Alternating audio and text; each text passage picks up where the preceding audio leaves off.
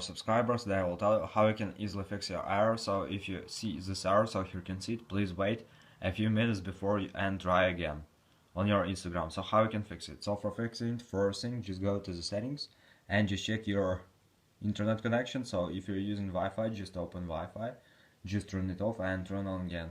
Also, you can try to turn off mobile data and turn on again. And if it doesn't help you, just try to turn on airplane mode, wait a few seconds and just turn it off.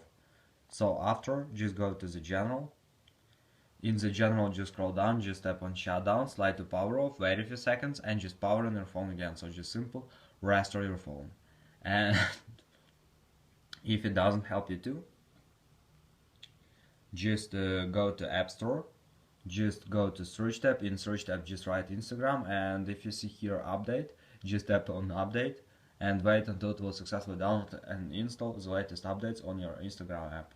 So this is the way how you can also try to fix it. So thanks for watching, have a nice day, subscribe to my channel, click like and goodbye.